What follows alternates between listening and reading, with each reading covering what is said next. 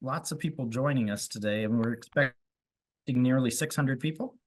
And given we're one past the hour, I'd like to introduce our guest, Frank Figliuzzi, who is the FBI's Assistant Director of over counterintelligence. We're excited to have Frank back. He's been with us. We've lost count, which how many times he's done presentations with us, which is wonderful, but through the years. And we're excited that he's back with his new book, Long Haul.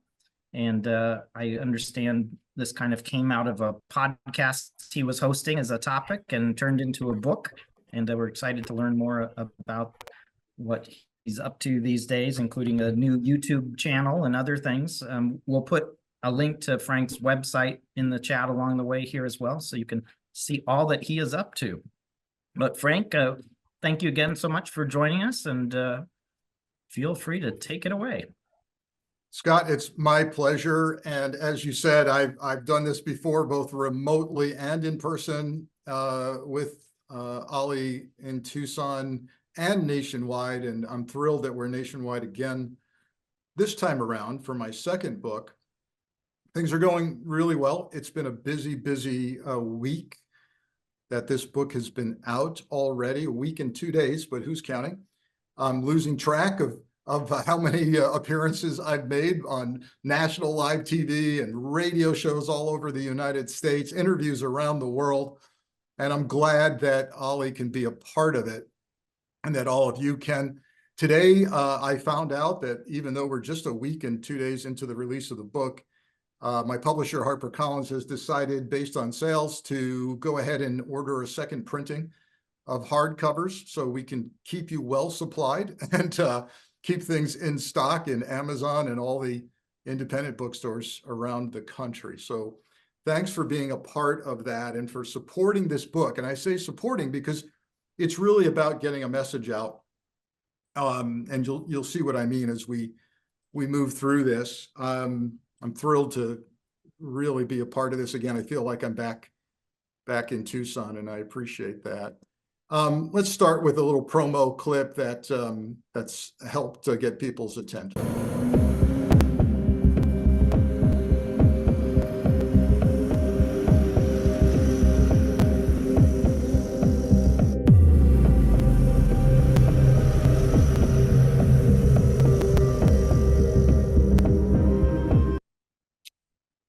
All right. Long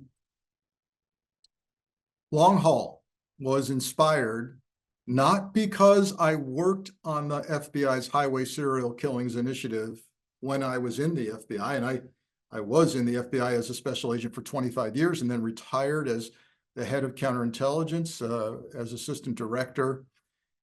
That's not what inspired the book. What inspired the book is the consternation I felt when post-retirement, I had a discussion with a woman who said she worked at the FBI and that she was the head of the FBI's Highway Serial Killings Initiative. And I said, oh, hold on a minute. I think you've got me on that. And she proceeded to give me some staggering numbers. Here are some of the numbers. The FBI is aware of 850 murders of women alongside our nation's highways. Mostly, but not all, the victims are sex trafficking victims. The FBI is confident that this is the work mostly of long-haul truckers. Those numbers, those victims have been killed over just the past few decades. The killing continues. When I asked the FBI how many suspects they were currently looking at, because 200 of those 850 cases are considered open and unsolved, the answer was they are looking at 450 suspects in the long-haul trucking community.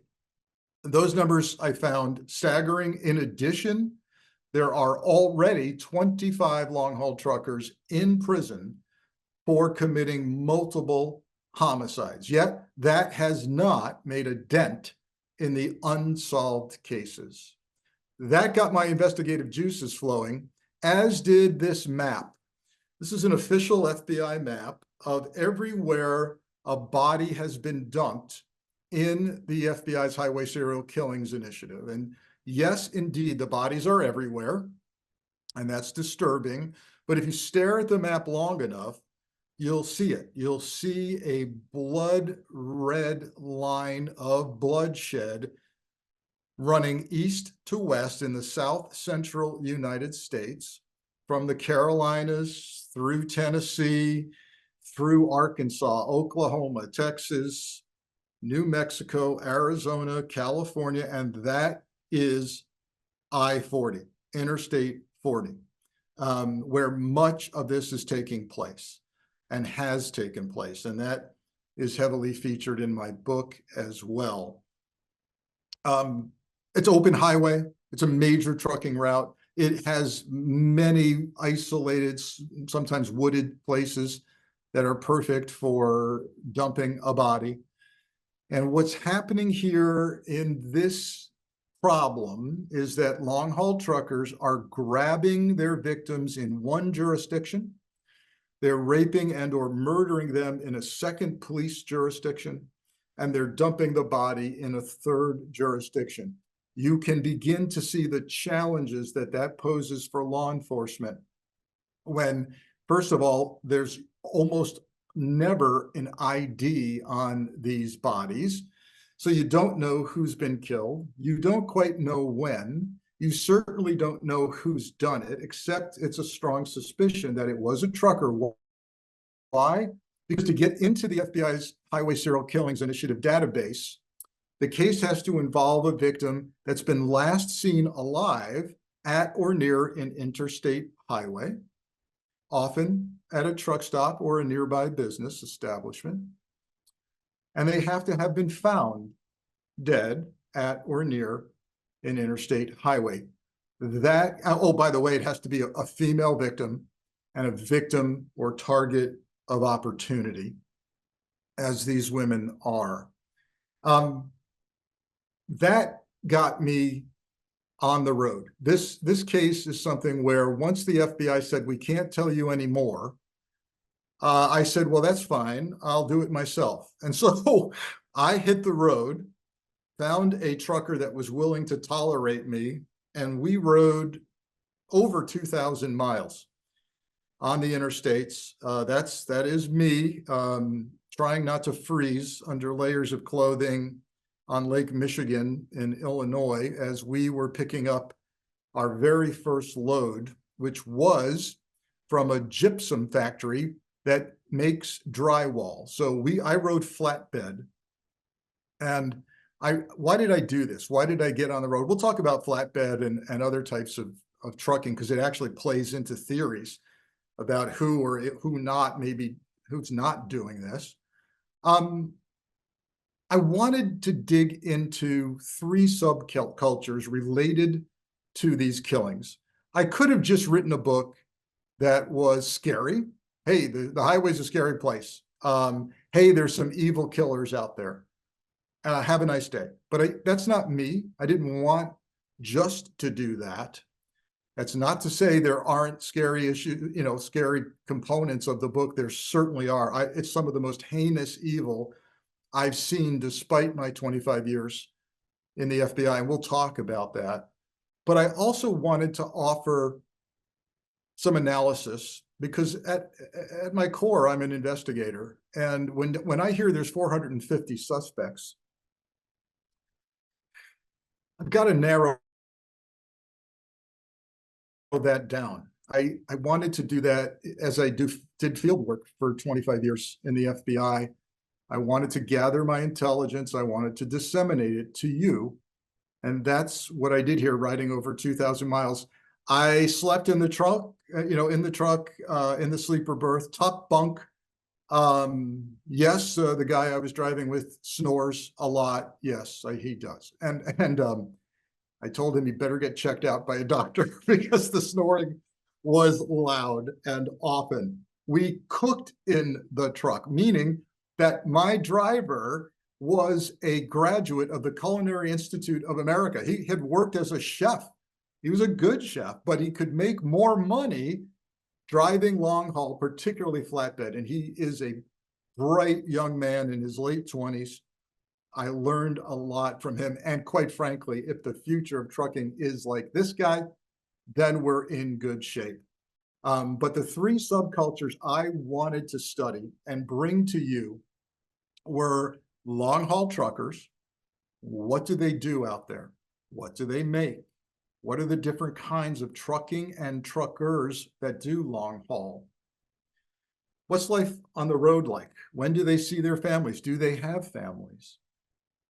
The second subculture I wanted to bring to you and get a grasp of is sex trafficked victims. It's something that is operating just under our noses, hiding in plain sight, even on the rest stops that we pass every day on the highways, yet we don't know much about it. And I took a deep dive and interviewed women who had been trafficked to truckers and who survived violent encounters with truckers. And I don't cry easily, but one of these women had me tearing up as she was sobbing with me, explaining the traumas that she had been through in her life.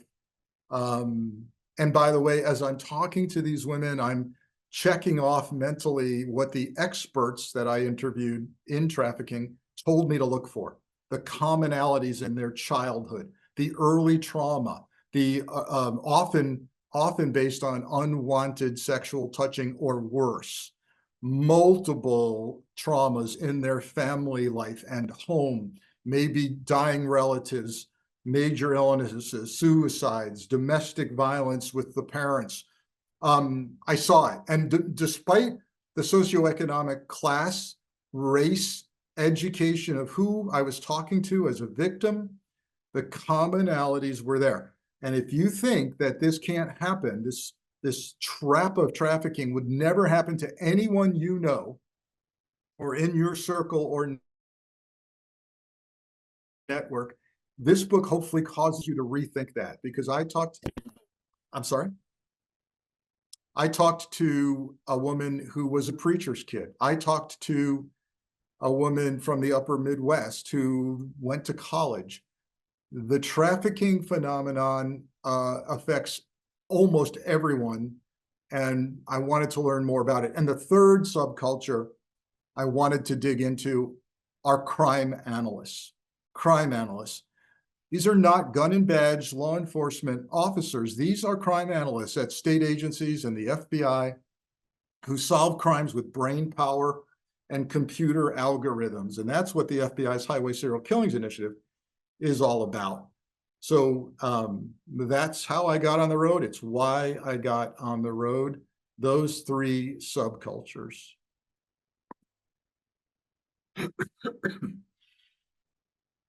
One person, one of the killers, excuse me, that I feature in the book was the killer of Sarah Nicole Hulbert. 2007, 25 years old. Yes, she was starting in the trafficking world. She was. She was killed in Nashville, Tennessee by a killer who killed many others, Bruce Mendenhall. And in kind of one of just many eerie things that happened on my journey on the road, when it was time for me to go home and say goodbye to Mike, the driver I rode with, I said, look, it's coming up on time for me to get home. We've been out for 2,000 miles. The next big city that comes up, let's get me to an airport or get me to a truck stop, and I'll Uber to an airport. So we pull into a TA truck stop in Nashville. He lets me off. I get in, I want to change, take a shower before I take an Uber to the airport at Nashville. And as I'm in the shower, I'm thinking about where I am. And I realize, and then confirm, that I am at the very same truck stop where Sarah Nicole Hulbert was killed, stuffed naked in a trash can, and the very same truck stop where her killer was eventually arrested by a great Nashville PD detective, Pat Postiglione, who walked up. He had Mendenhall on his mind, and he was watching Mendenhall. And he walks up to him one day at this same truck stop, strolls up to the rig, and says, "Are you the guy we're looking for?" And Bruce Mendenhall says, "If you say so." If you cab of that truck, they found duct tape, a rifle, handcuffs, sex toys, and a bag full of bloody clothing that contained the DNA of 5 different women. Mendenhall eventually confessed to killing 6 women in 4 states. But if you think that he's the worst of the worst, he's not. There's worse out there, but it's the work of detectives like Pat Pastiglione in Nashville that gets these cases solved and brings some solution.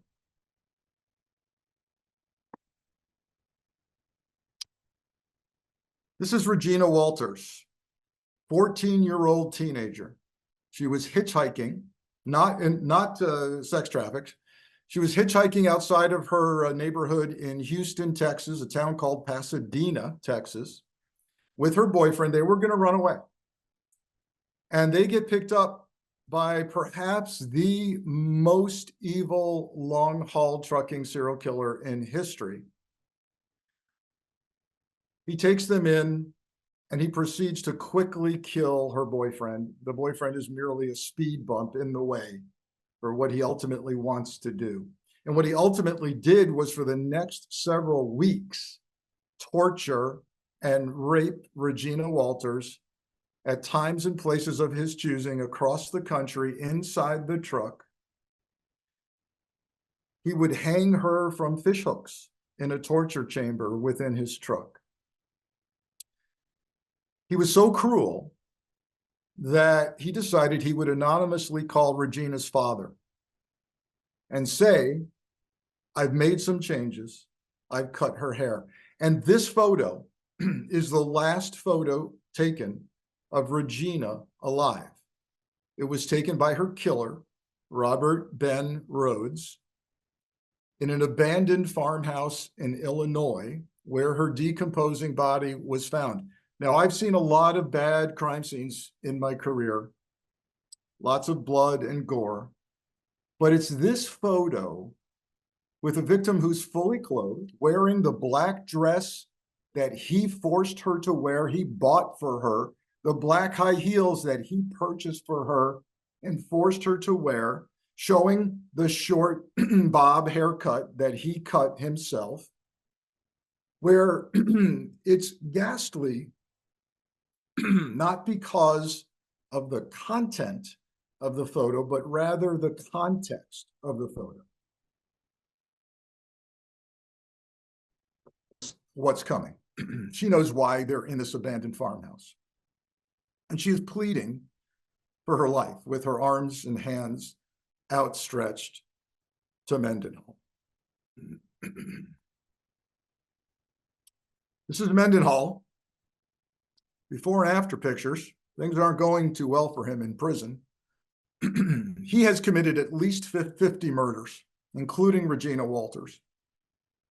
He was finally brought to an end in Arizona,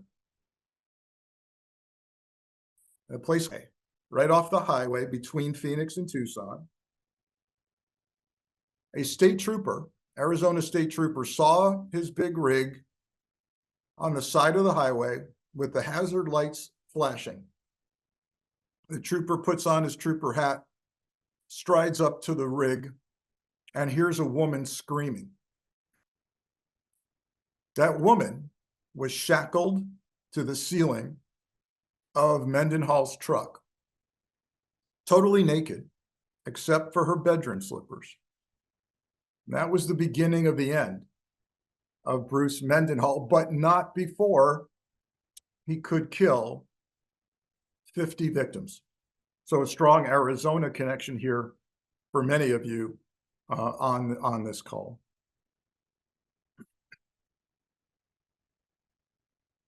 Two more victims of yet another long-haul trucker killer. Sharon Hammock on the left, 29 years old, mother of two, pregnant at the time that she was murdered in 1996.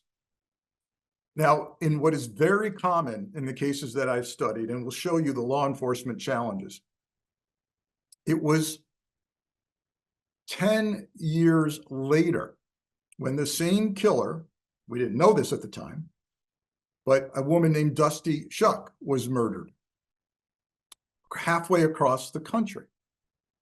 10 years later.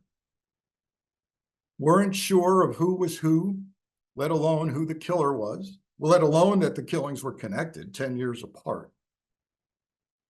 18 years after this murder, the Maryland State Police submit DNA samples taken from Dusty's crime scene into a genealogical DNA database, something many of you may have done to learn more about your heritage and ancestry. And that's when they got a hit. They got a hit that said, there's a relative out there that's yours. You know, the state trooper is submitting this evidence, right? And they're going, yeah, if this is your DNA, you've got a relative out there that you might want to talk to.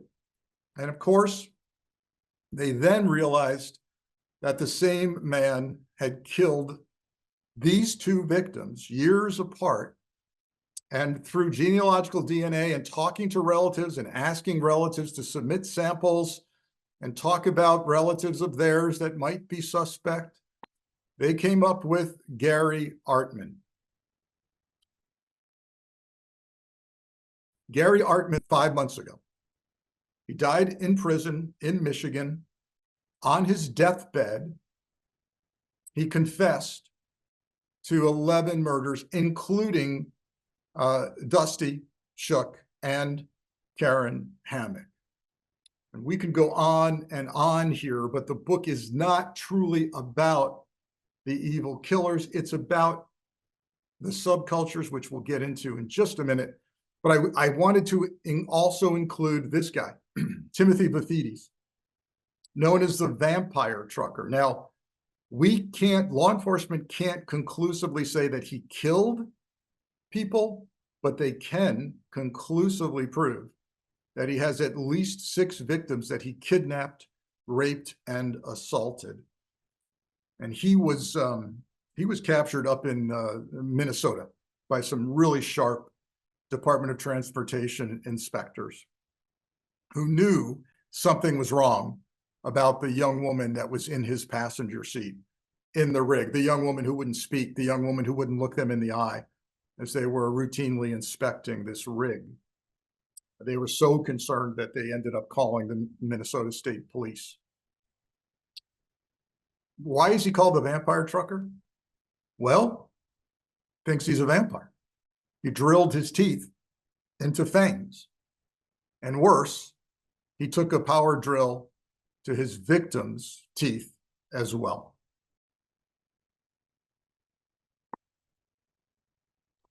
Let's talk about the subculture of crime analysis and those crime analysts who are kind of part of the heroes in my book. How do they connect the dots to stop the killing? Well, first of all, you might ask, when did this initiative start and how did it start, as I asked? And the answer is, this was not an original idea by the FBI, who suddenly, had a light bulb go on over their head. As is often the case, the FBI is asked for help by local, county, or state law enforcement. They're presented a problem, and then they have to come alongside and help support that problem with its vast resources, technology, people. That's what happened here. So 2003, Oklahoma, another hero in my book by the name of Terry Turner. Terry is a woman who is a crime analyst for the Oklahoma State Bureau of Investigation. I can tell you, that when you're looking way back, she's been doing this for 40 years. 40 years ago, a female crime analyst, let's be real, I can tell you from my own experience, sometimes detectives would tell her to go get more coffee, please. But that wasn't 2003, in just the span of a few months, that she had 10 young women missing from the state of Oklahoma, many tied to sex trafficking, and who had turned up dead in states around the country. And she wasn't taking no for an answer. She kept going to her leadership, saying, we've got a problem. It's up to 10 now. I think we've got serial killers, and I think it's involving trafficking and trucking. I want to have a meeting. I want to put out a teletype to homicide detectives around the country. And if they have similar cases, roadside killings of young girls, possibly by truckers, I'd like to have a meeting here in Oklahoma. We'll get the, go ahead, knock yourself out. She thought maybe 8 or 10 detectives would show up. Dozens showed up with similar cases from around the country. She also insisted through the local FBI field office in Oklahoma that an FBI analyst show up from Quantico, Virginia, where this program is centered, where the behavioral analysis units are centered. FBI shows up, listens to the cases, and says, we're in. You have serial killers. No question about it. We're in. That was the birth by 2004 now of the FBI's Highway Serial Killings Initiative. What is that? What does it mean?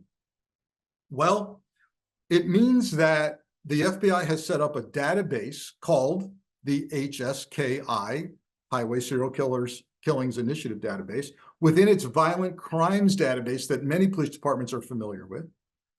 And it asked the local county and state police around the country to please enter your cold cases, unsolved homicides along the nation's highways that qualify for this initiative into the database.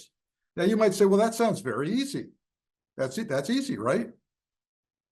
It's not easy for rural county sheriffs, or for that matter, big city police departments. Rural county sheriff's offices that may not even have detectives. They may just do road patrol. They certainly may not have a crime analyst. And if you ask them to fill out a form that is 200 questions long about their killing, their crime scene, the first thing they'll do is look at you and go, I don't know how to spell HSKI. I don't know what you're talking about. And now someone's got to sit down and answer your 200 questions. Questions like, exactly where was your body found? What color is her hair? Is her hair dyed or natural? Was she mutilated or not? Was she naked or not? Partially nude or not? What part of her body was nude? How did she die? Strangulation? Knife? Gun? Drowning? How? What did the crime scene look like? What position was she in? Did she have shoes on? Did she have socks on or not? Was her own clothing used to strangle her or gag her? This matters. All of this matters. The victimology, meaning the study of a victim. For example, I have a series of murders in the book that are called the redhead murders. Obvious victimology there. Young, often petite women with red hair. I don't, by the way, while many people think that the redhead murders are solved, I do not know. There's a strong suspect who did some of them and was convicted of a couple, Jerry Johns. But by the way, Jerry Johns was captured after a 100-mile-per-hour chase through the city of Knoxville, Tennessee. But I don't think he did all of them. And I don't think anybody thinks he did all of them. That's victimology. Who's the victim? What does she do? Where does she go? Who does she associate with? What does she wear? And then there's the study of the crime scene that tells us an awful lot about the killer. So if you answer those questions and get into the database, that database will start matching similarities between cases, sometimes 10 years apart, 20 years apart. And they'll tell that police department, we've seen this before. What you just described to us, we saw 10 years ago in Alabama or California or both. We'll hook you guys up. We'll get a profiler involved with you if you need it. Those crime analysts are going off their own memory of years of doing this, and then the high-tech world of algorithms and AI that help connect the dots. But it's garbage in, garbage out. I tell victim families, you've got to demand that your police department get your loved ones' cases into the database.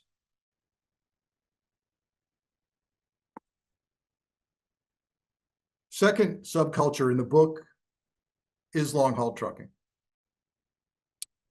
Got to start with the positive side of trucking because I partially dedicate my book, Long Haul, to the stalwart American trucker. I came away from my experience on the road very impressed with modern trucking and with truckers who are 99% decent people just trying to feed their family by putting food on our table.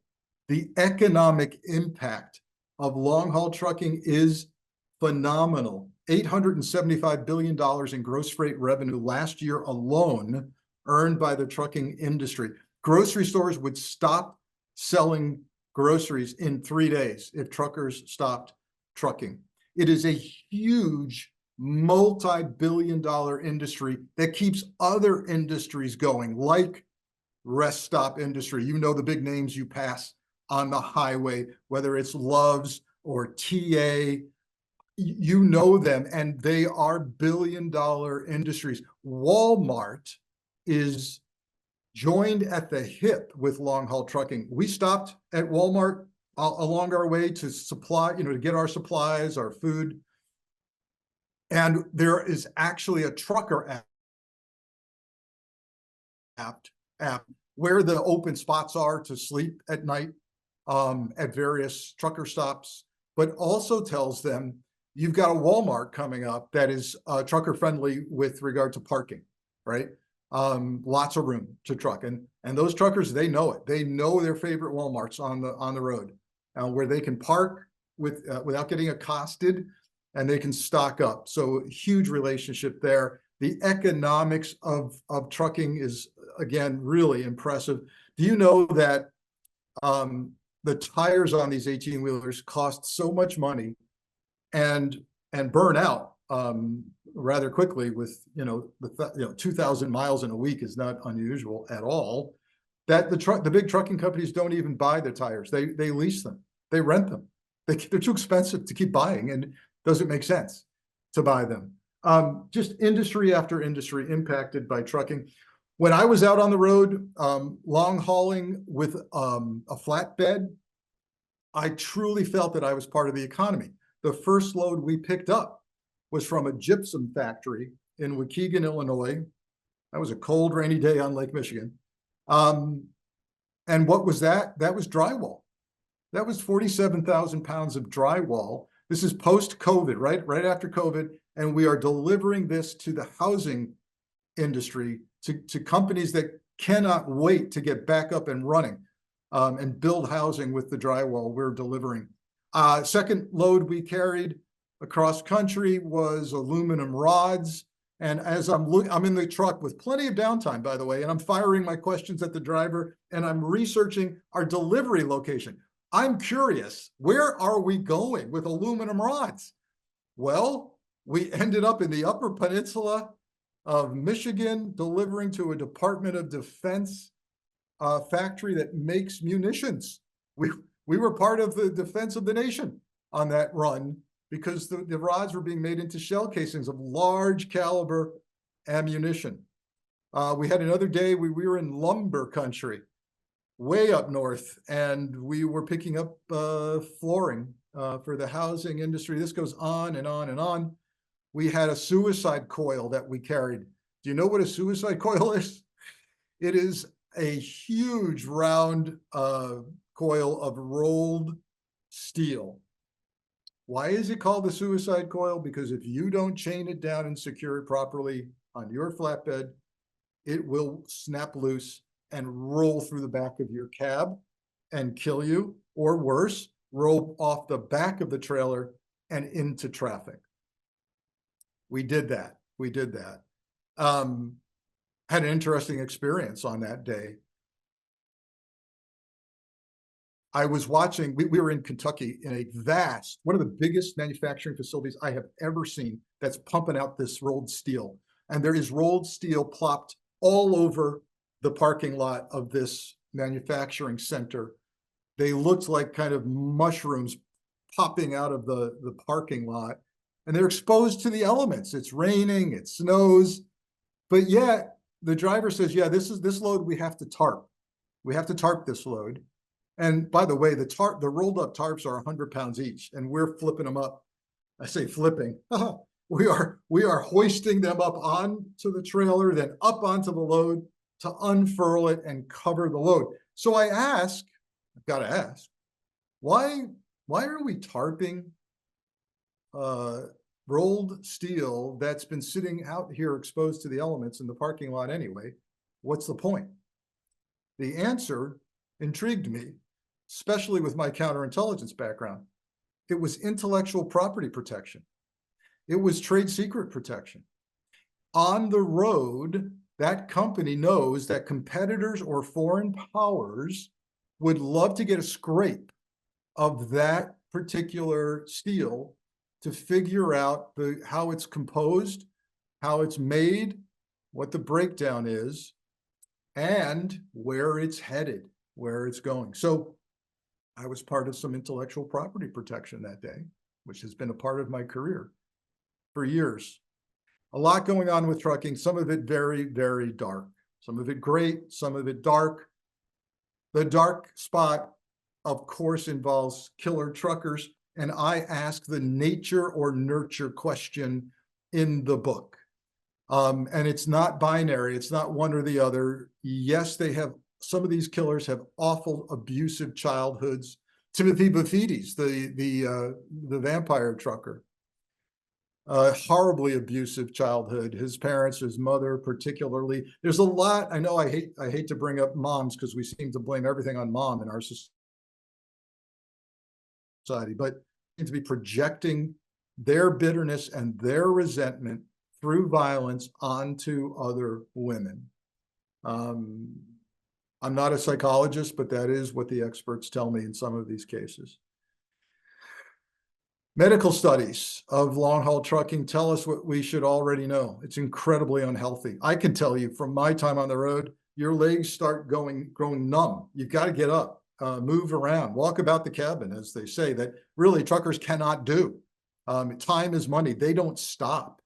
We ate, we slept in the truck, but you don't stop for restroom breaks either unless you absolutely have to. So the gallon jugs are there inside the cab, and you make use of them.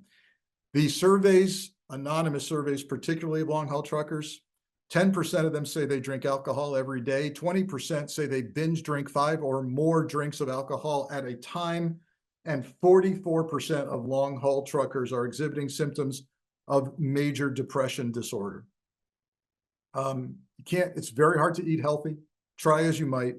It's impossible to get exercise, particularly if you're not physically engaged with your load. And that would be a good time to talk about the different kinds of trucking and how it might play into who's killing who. Which I asked the question in the book, which kind of trucking and which kind of trucker is more likely to kill? Remember, as an investigator, I'm trying to narrow down that suspect pool of 450 suspects. And what I find is kind of a caste system within the trucking industry that I really didn't ever give any thought to. You've got different pay levels and different kinds of trucking and different kinds of mental and physical engagement with loads. So we were a flatbed, as I said. We loaded that. You know, obviously we didn't load 47,000 pounds of drywall. That was a crane. The aluminum rods was a crane. The lumber was a crane or forklift, in fact, putting it down on the truck. And then it's up to us to do the chaining, strapping, and tarping. It's hard work, but you're getting a workout. When you're doing that every day or couple of days on the road, you're getting that physical activity, and there's brain activity to flat bedding. What do I mean? You've got to know math and physics. How much is this load really? We can't go over 80,000 pounds fully loaded, so it better be right, and it better be properly distributed on my load, not too far forward over the front axles of the trailer, not too far back over the rear axles. I need that perfect. One day, they did not get it perfect, and we were overweight over some of our axles, and we had questions. Can we fill up our gas tanks today? Yes, plural gas tanks, 3 of them. Or if we fill up, are we going to go over our weight limit? All of this is being thought about by the flatbed trucker. There are similar processes in place for other kinds of higher level trucking, like the low boy trucks that just the trailer rides just inches off the road. You've seen them. Why is it a low boy? Because the load they're carrying is so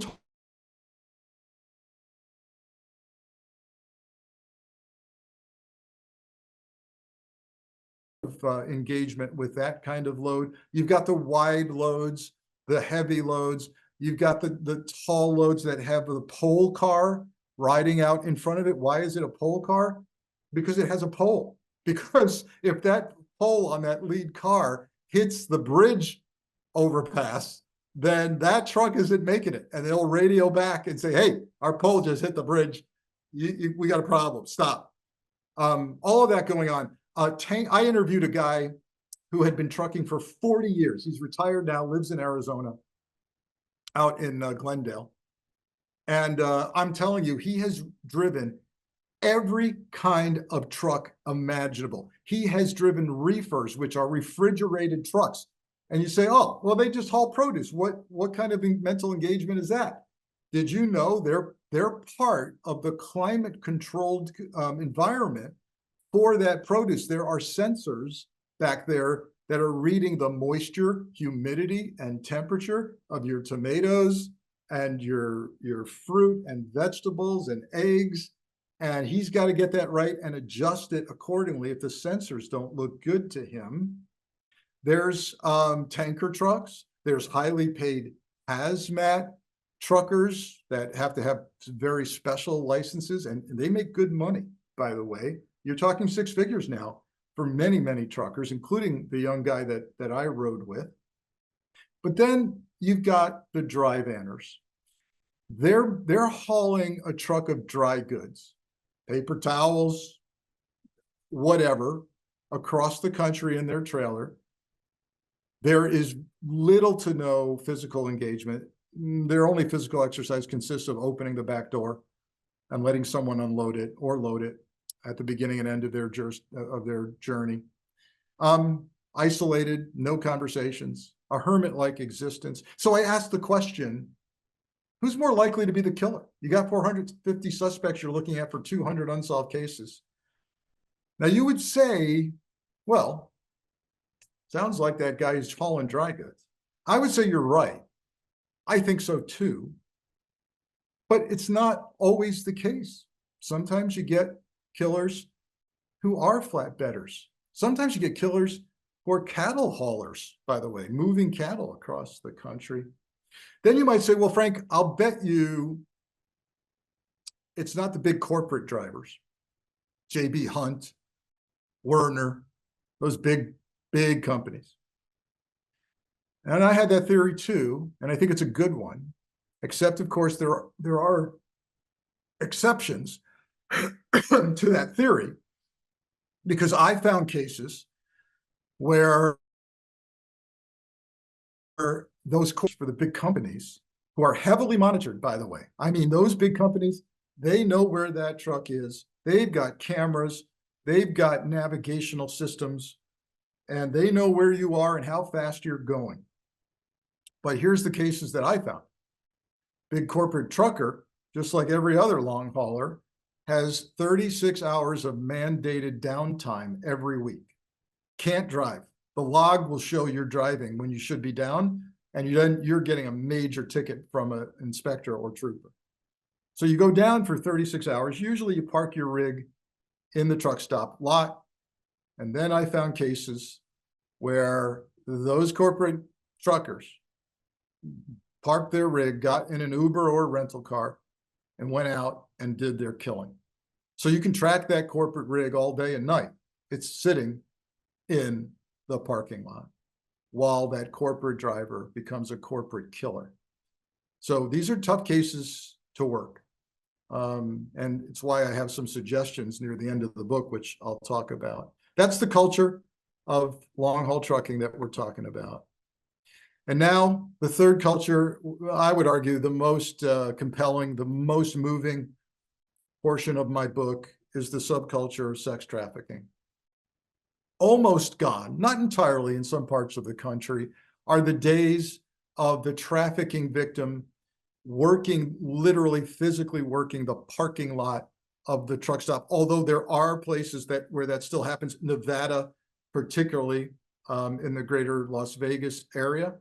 Kind of shocking that's still going on. Largely the major truck stop companies that we're all familiar with the big signs on the highway where you can stop. They've cleaned up their act.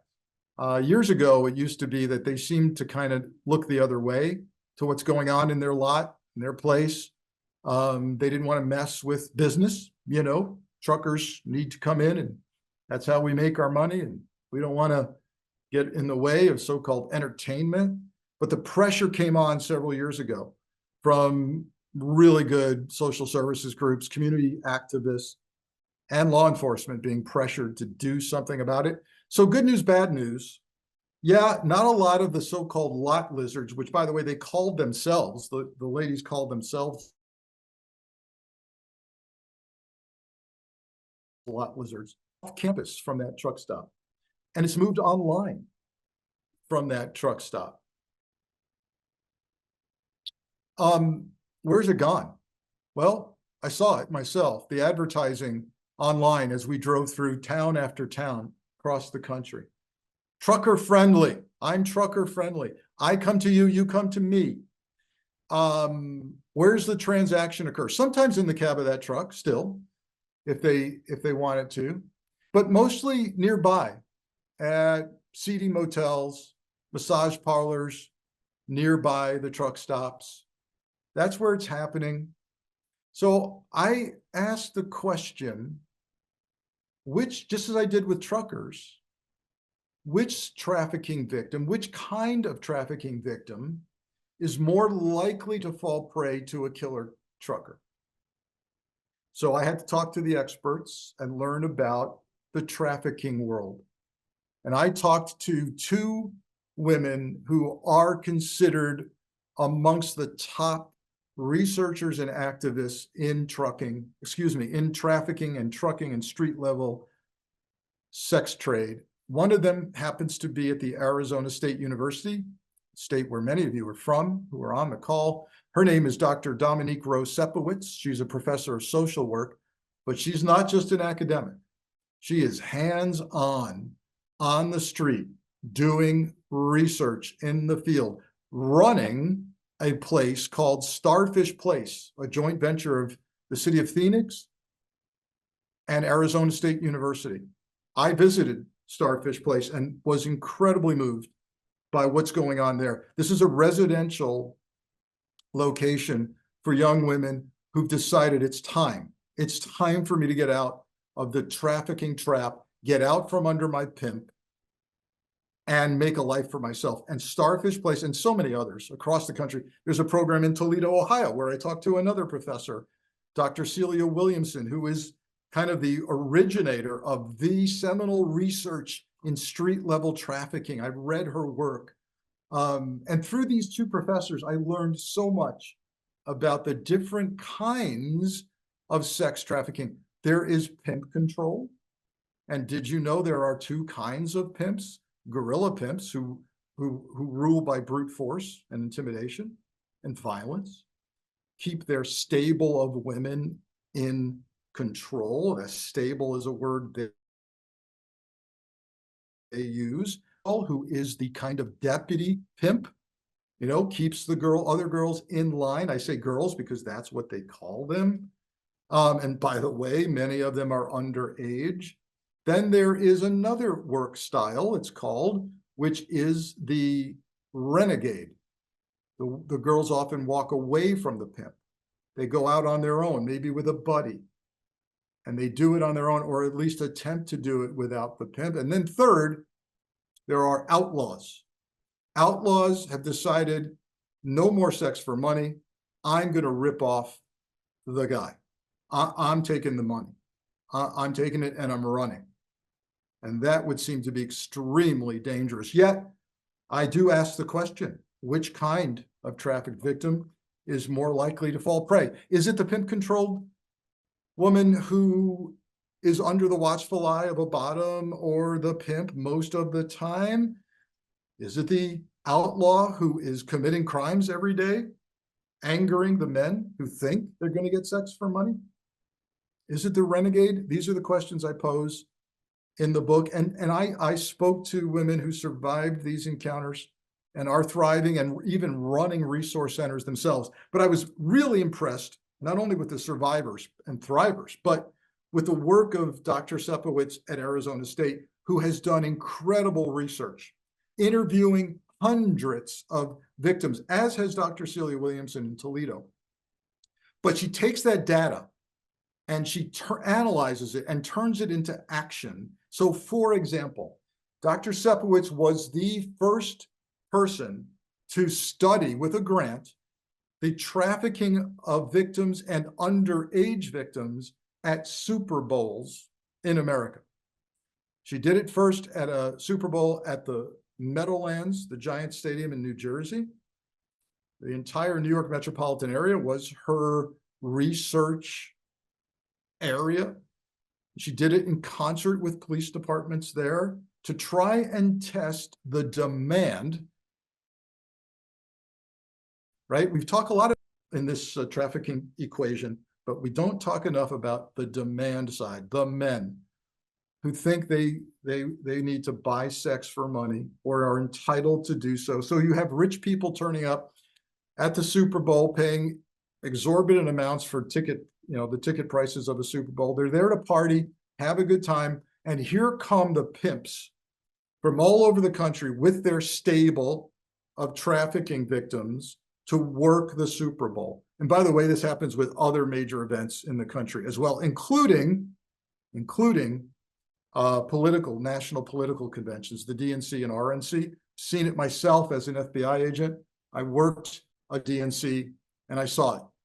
I saw it happening. So she tests the demand and does research.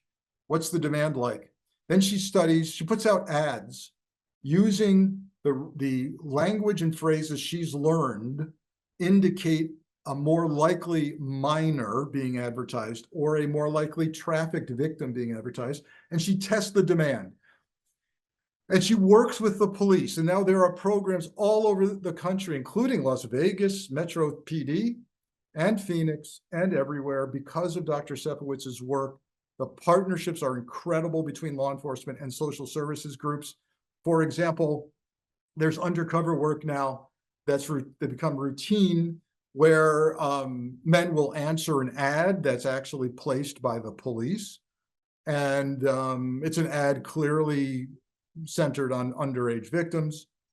And the police officer will say, "You've just answered an ad advertising an underage victim. Had you done this in real life, had this been a real ad, and had we known who you are, and not this anonymous phone you're using or email you're using, you would be arrested." You would think that would scare the hell out of these men. But I've heard story after story where 15 minutes later, the same guy calls or emails another ad, and it's the same detective who answers the phone.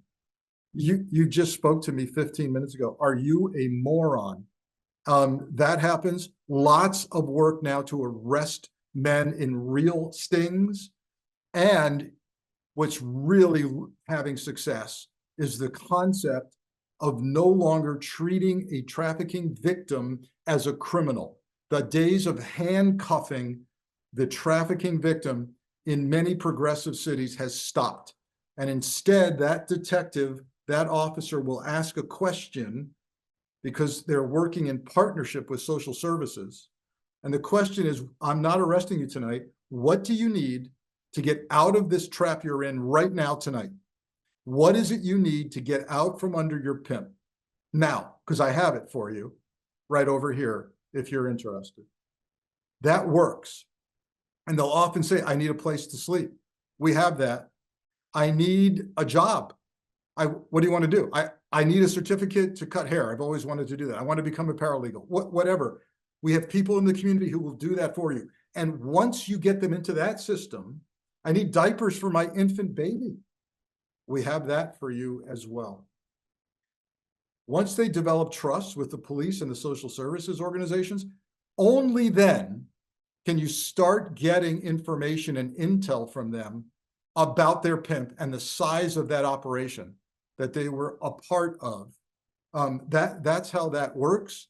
And it means that the pimp is no longer a hero for them who comes and bails them out of jail in the middle of the night. All you're doing is sending that young lady back into the arms of her pimp when you arrest them. So things are changing. The commonalities I talked about, some of them, they're present in so many of these, but the drug use is absolutely consistent. If they're not on drugs when they start, they're on drugs to deal with the trauma of being trafficked, and hard drugs where your judgment flies out the window, and you're doing things you never thought you would do that are highly, highly dangerous. And then, again, saying that I didn't want to write the book that's just scary. Highways are bad, truckers are bad. That's not the case. But I wanted to tell you about the incredible surviving and thriving stories that are out there, the incredible work that's being done at places like Starfish Place, like a program called Rise in Toledo, Ohio. Part of the proceeds of my book advance are going specifically to 4 places in the country that I know are doing incredible work. And there's an opportunity for you to give as well at the end of the book in my acknowledgments. Starfish Place,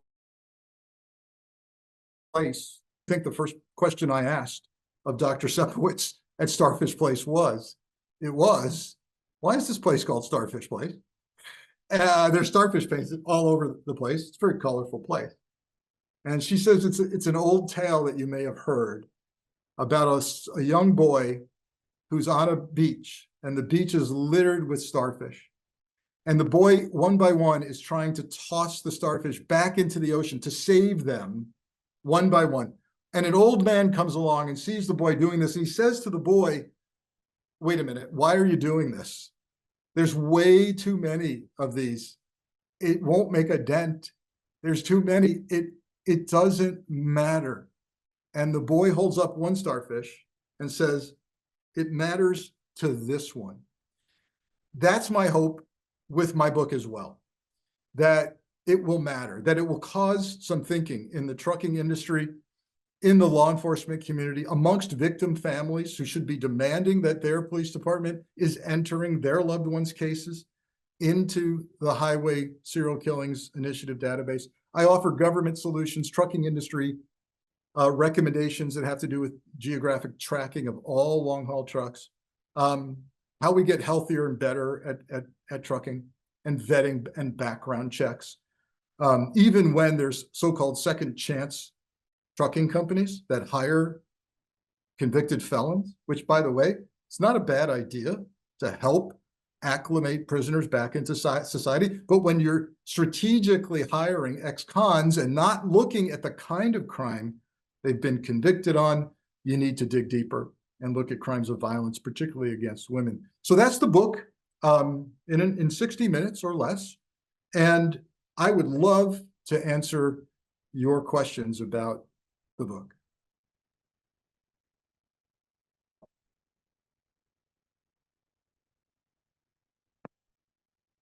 Scott, are you with me?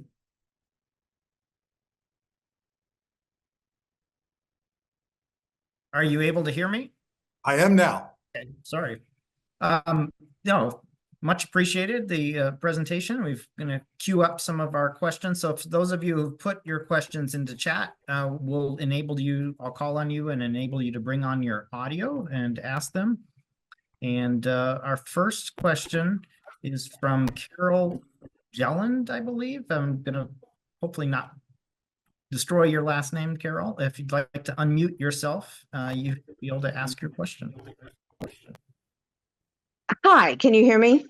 Yes. Yes, I can, Carol. Thank you. You actually had the words up there. I wondered if people sometimes become long haul drivers because they want to commit murders, or if it's because the opportunity presents itself. The answer is both, meaning serial killers often have a predisposition, sometimes even genetically from birth, or a defect with regard to the chemistry of their brain and brain synapses that create mental health issues for them. You combine that with, it's the old nature or nurture question. You combine that with an environment in their childhood that's often violent or traumatic, or both, where they were abused, even sexually sometimes. Then toss them into a profession that they've likely chosen because they do have antisocial qualities to them, these serial killers. Obviously, it's almost, if it weren't so deadly serious, it would be humorous. Yes, of course, serial killers have antisocial qualities to them. And so, yes, they choose the profession, maybe not knowing from day one that they're going to exploit the profession to kill people, but rather that it affords them the freedom and the license to be alone on the road and be their own boss, as long as they get something from point A to point B on time. And then when they're interviewed, these killers, they often will say that it then later dawns on them, while they're on the road, that they could get away with just about anything. So the violent tendencies now turn toward victims. And who are their easy victims, easy prey, targets of opportunity? Trafficked women. Some, by the way, there's two kinds of serial killers, and this applies even to trucker killers. There's one who wants to control the outcome. It's about power and control for them. And what does that mean? It means that people like Robert Ben Rhodes, who was captured in Arizona, are going to torture and rape for weeks if they can. For weeks, one victim. And then do that 50 times over, like Rhodes did to 50 victims. It's power and control and prolonging that control. Then the second type of serial killer is all about the killing. And very often there is no sex at all involved. These people kill very quickly. And you can see the pressure that's on law enforcement when they've got a report of a missing person who's at risk to try and do something fast. Because if you're up against that serial killer who just kills, it's going to happen very quickly. Yeah. Wow. Thank you. Yep.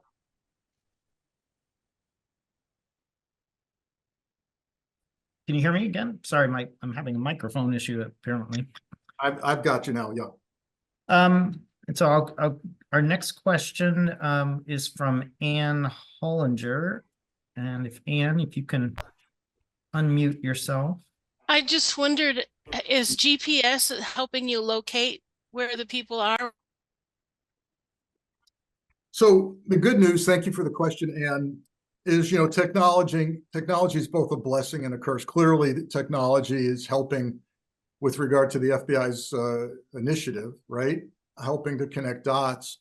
With regard to the tracking of trucks in the industry, the big corporate players absolutely are, these are big investments, right? 200 grand, 500 grand in a state-of-the-art new truck and trailer. And yes, they're embedding GPS tracking. And yes, things like highway toll systems will track you that you've passed through this. Things like cameras, security cameras increasingly at truck stops help but the volume of traffic is so high that, you know, it's really difficult to do this. And while I gave you the example during the presentation of, you know, the corporate drivers who are parking their rig at the truck stop for their mandatory federal downtime. And yeah, what will that GPS tell you about that truck on the weekend? It's parked at the truck stop. It won't tell you that the trucker got in an Uber or rental car and killed 3 women. It won't tell you that. So good news, bad news, you know, technology again is where, yeah, it's where the grooming and recruitment is happening. If you're a parent and you don't, or grandparent, and you don't know what that young person's doing online, I'm telling you that the grooming and recruitment process for trafficking is happening online today. And it's often, despite the fact that we watch a lot of movies where some young person is grabbed off the street and thrown in a van, never to be seen again, that's rare. It happens, but it's rare. The trafficking that we see every day is someone in your circle, someone in that young person's network, maybe on the periphery of it, a boyfriend of a friend, you know, that's where the introduction to drugs and sex is happening and eventually moving toward trafficking. And the rationale there is, I'm already having sex. I might as well have sex for money because I have to pay for the drugs and he won't love me anymore if I don't do this. And we're both addicted. I've heard this over and over and over again, but technology good, technology bad. Our next question is Robin Lampum. Robin, you should be able to unmute yourself. Hi, Frank. I'm a big fan. Do Thank you, Robin. trucking companies do psychological testing to try and weed out these people? No, it's too expensive. And quite frankly, they'd be weeding out a lot of people. It's at best, the background checks are cursory. They'll do a criminal check and see that you're not, hopefully not a murderer. But even, you might say, well, do they even check prior employment? No, not always. No. They need truckers. They need them. There's a million people right now with CDLs, commercial driver's licenses, who are out there driving these trucks, and they need more. And I was shocked to learn of this second chance concept where the federal government permits trucking companies to offer jobs to convicted felons. Now, again, I am a fan. Let's put fewer people in prison, and when they come out, let's help them succeed to not go back in, and let's get them gainful employment to contribute to society. But when you're willy-nilly hiring ex-cons and you advertise that you're hiring ex-cons, and I won't name the company, Western Express. Oh, did I say that? You've got to do due diligence, excuse me. You've got to conduct due diligence and make sure you're not hiring that rapist or that domestic violence offender.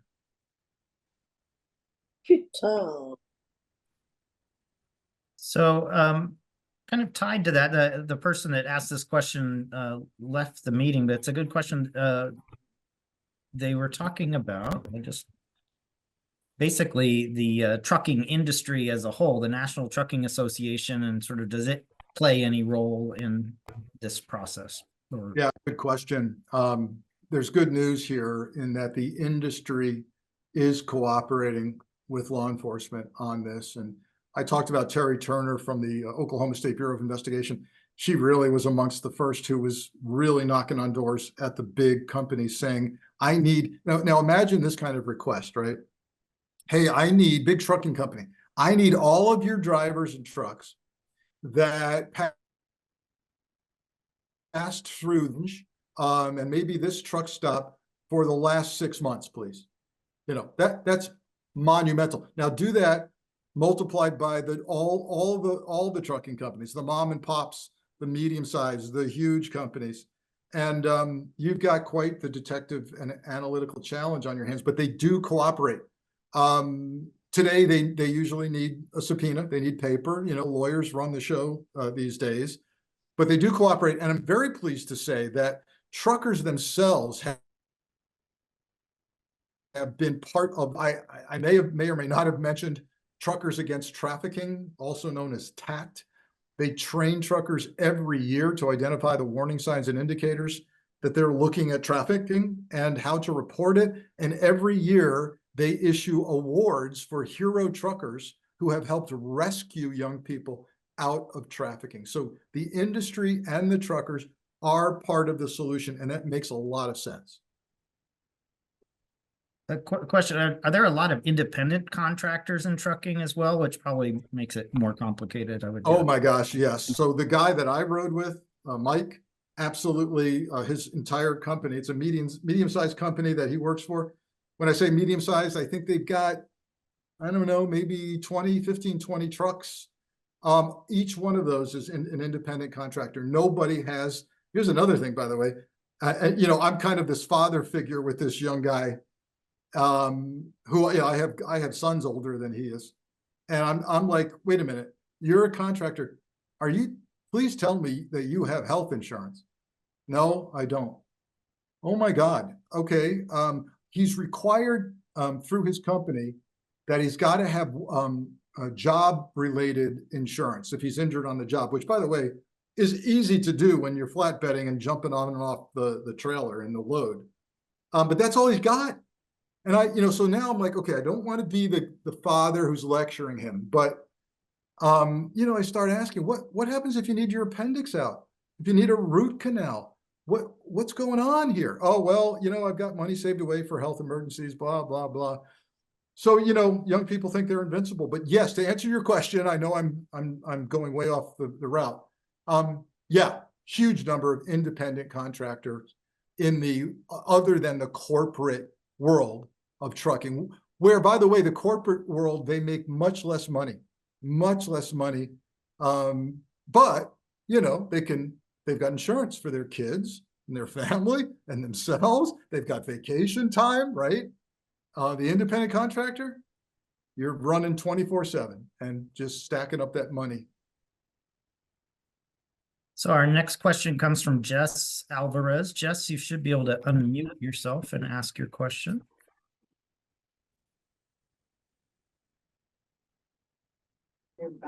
Hi, I was wondering, when you said you would see advertisements for people who wanted to offer their services to truckers in a particular town, Yeah. where and how were you seeing those advertisements? Yep, online. And you know, I don't want to, I'm not encouraging anybody to do this, but you know, it's not hard to get on Google and look up escorts trucking, trucker friendly escort, you know, and then name your town or city, and you'll get the, you know, as they say, quote, there's an app for that, unquote. That's where it's at right now, is online advertising. And I don't care how big or small the town was that we were passing through, you could find it if you wanted. Another person had to log off, but had an interesting question. Are there other professions other than trucking where this is sort of an issue, where they're seeing such, you know, are there other investigative units, I guess, in other industries or whatever that have kind of similar issues? I'm sorry to say that, maybe this is good and bad at the same time. The #1 profession of serial killers is long haul trucking, and nothing even comes close. And now you can see why, right? It's a perfect storm of freedom and license, open highway, vulnerable victims. No one cares where you are until you don't show up at your appointed time. So no, the answer is no. I'm not familiar with other initiatives involving other professions that serial killers gravitate to. You talked a bit about, I guess, Mendenhall, when you were talking about your investigators had sort of tracking him or suspected him. And I guess I was curious what sort of mechanisms they have to track, or databases, or how that all works, if they have somebody that they're kind of on. This is, yeah, this work is good old fashioned, detective work coupled with hopefully getting lucky with regard to cameras and witnesses. So if you do a good canvas, when you find a nude body in a trash can at a truck stop, you're hoping you catch something on a camera. My experience has been, that these things never work well, and they'll tell you, oh, yeah, it's not recording, or we lost it 30 days ago, or the corner of the lot where the trash is not covered by the cameras. All of this happens. And then, you want witnesses, and well, okay, how do you find witnesses at a place that is so transient that truckers come and go and nobody's from there? And, and the employees, of course, are your fixed people, maybe. A lot of good detective work involves the vice detectives who are very comfortable with going to known victims and sex trade and workers and showing photos of a girl, a deceased, victim. Have you seen her before? Yeah, I saw her Tuesday. Okay, I know who she is. All right. Where'd you last see her? Did she have regulars? That's a big deal in the sex trade. Regulars. You can develop a trust, hopefully, with a regular client. And sometimes the other girls will know, the women will know. Jack sees her a lot. It's a lot of burning shoe leather, as we say in detective work. Then you're going to these massive companies and you're saying, again, I need everybody that passed through this town, this highway, this exit. I want gas receipts. I want electronic trucking logs that tell me where they were, where they fill up with gas. And you're doing this, across thousands of potential suspects. It's hard work. We've got next question from, I believe it's Rosemary Mancias. Rosemary, if you'd like to unmute and ask your question. Oh, well, actually, I have a couple of questions. Did you say that most of the victims of these killers are sex workers? That's it. That's exactly what I said. Yes. 98%. Yep. Yeah. The profile of these people reminded me of serial rapists and serial pedophile priests. And honestly, I was just wondering, how do you keep your sanity after studying this so closely and talking to these victims? It's just amazing. Well, first of all, you're making an assumption that I have kept my sanity, and thank you. In all seriousness, my career has helped me compartment, to the extent that you can, some pretty vile parts of humanity. So, for example, there was part of my career in the FBI when I ran a squad, one of the first squads in the FBI to be dedicated to crimes against children. And I did that in San Francisco. And it is brutal work. You can't do it. I don't recommend doing it for prolonged periods of time. The FBI realizes that prolonged exposure, that kind of work, has its issues. They mandate counseling. They take you out of the work after several years, but you get real expertise after years of doing something as well. Thankfully, I did not do that work for very long. I went back to Washington, but you do learn how to do this. But it would be a lie to say that this doesn't impact you. Like that image that I displayed of Regina Walters at 14 years of age, basically pleading for her life, knowing what's going to happen.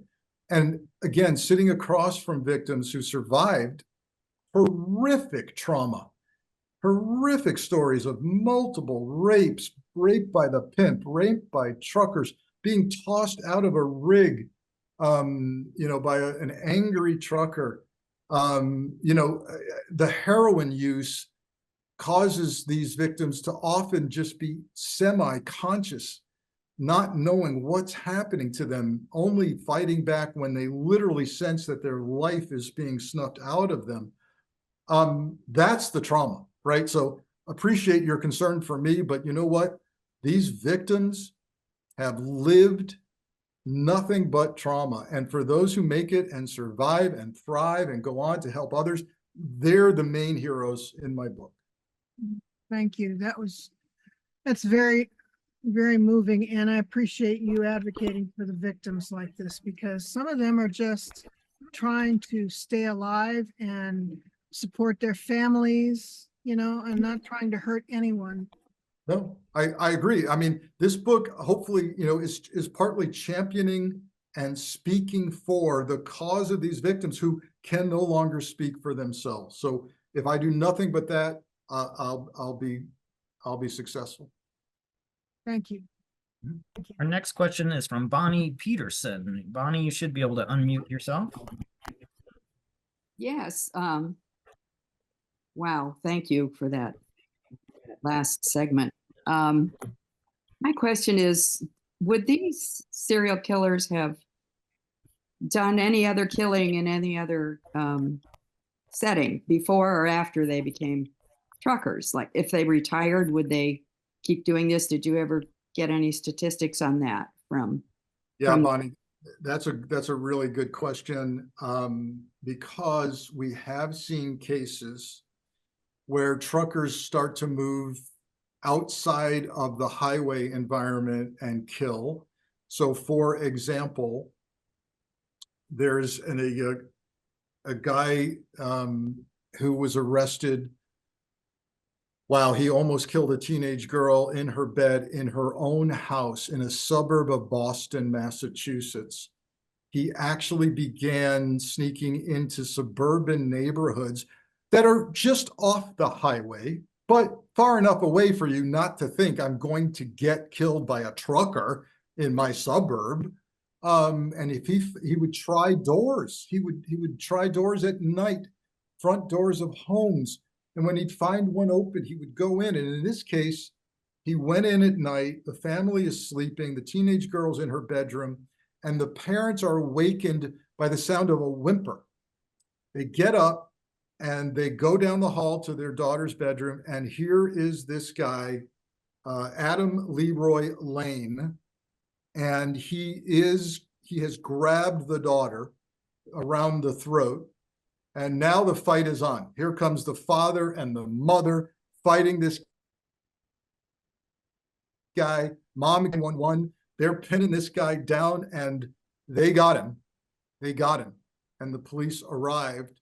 And, you know, the Massachusetts state trooper that was assigned to this case was savvy enough. He had been through some training by the FBI, and he contacted the FBI and he said, hey, I don't know if this is anything, but we just arrested this long haul trucker in some family's house in the suburbs.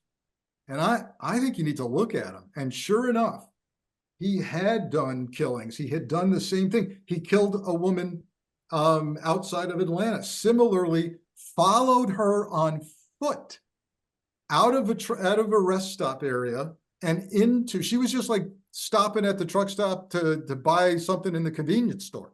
He follows her on foot through the woods into her home neighborhood, and he kills her in her house.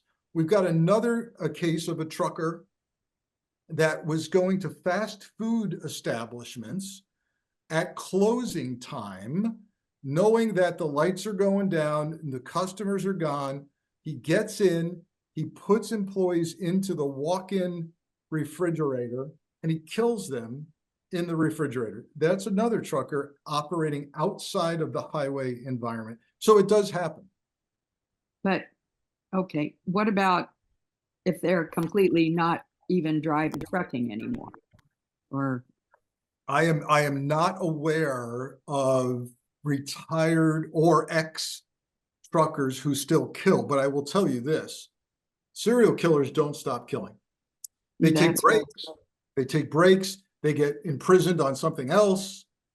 They get out, but they don't stop cold. It's very rare. And so that's why the FBI can say with such confidence that they believe we still have serial killer truckers out there. Thank you. Sure.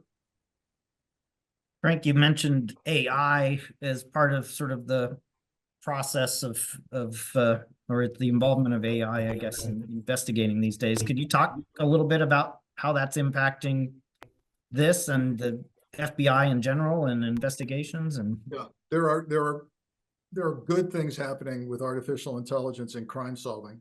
No question about it. The FBI is using it, perhaps more than they're letting on, and that's fine with me. It's certainly, technology is certainly a part of the Highway Serial Killings Initiative database, trying to find similarities. You know, the red truck that was spotted at the same, you know, at murders across the country, the method of killing, the type of victim and assessed much faster these days. But I will tell you that there's another area where artificial intelligence is coming on board, and I raise this at the end of my book, which is that we're moving rapidly toward driverless trucks.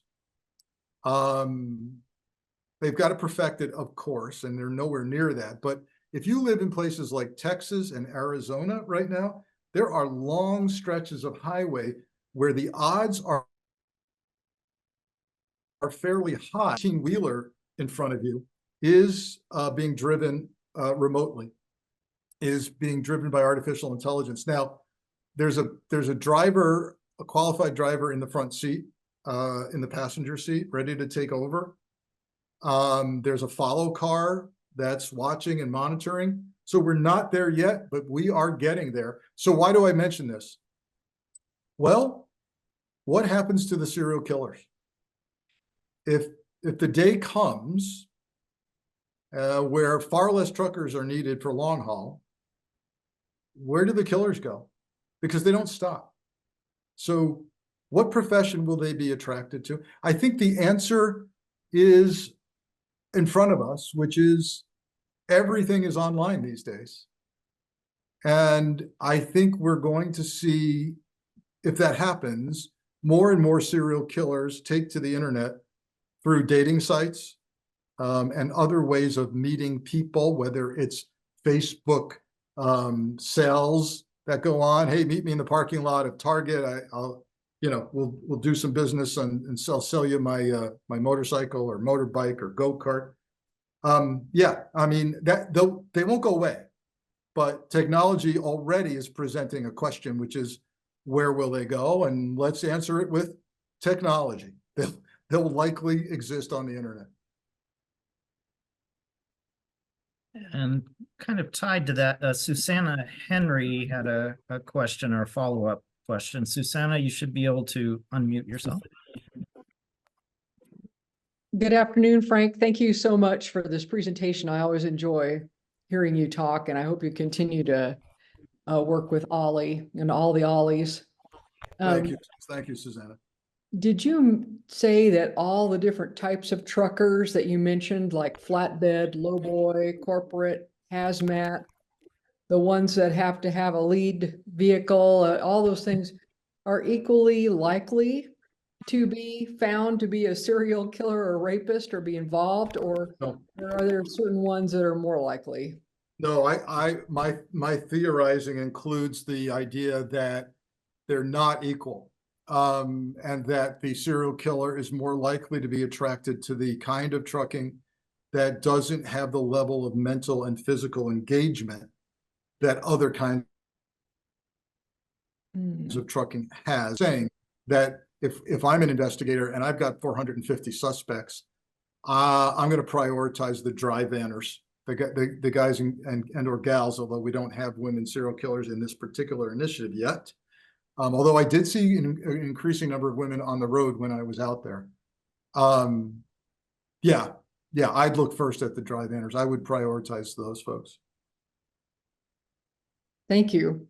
Yep. Well, we've come to the end of our time, and we really appreciate everybody joining us, and Frank, for your presentation. I'm going to put a link to Frank's website in the chat, where you can learn about all of this, the book, and where to purchase his new YouTube channel, Frankly Speaking. I'll actually put a direct link to that as well if you want to subscribe to that.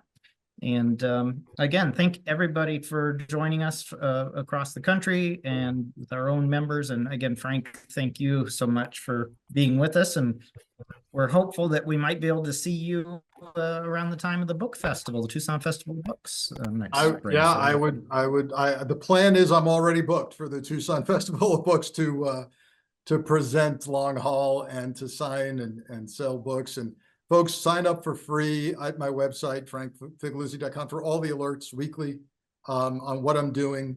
Everything's right there.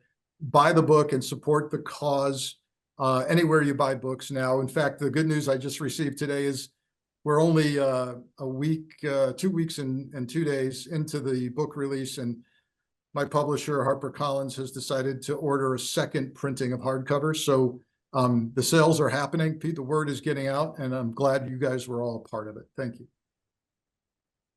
And I dropped our website link as well. And I think when you exit the meeting, it might even take you to our website if it all works. But olli.arizona.edu, where you can learn all about our program if you're not already a member. And we look forward to being with you all for our next speaker series that we'll hopefully be announcing here in August. So again, thanks so much, Frank, and everybody for joining us. And Thank you. have a great day. Thank you.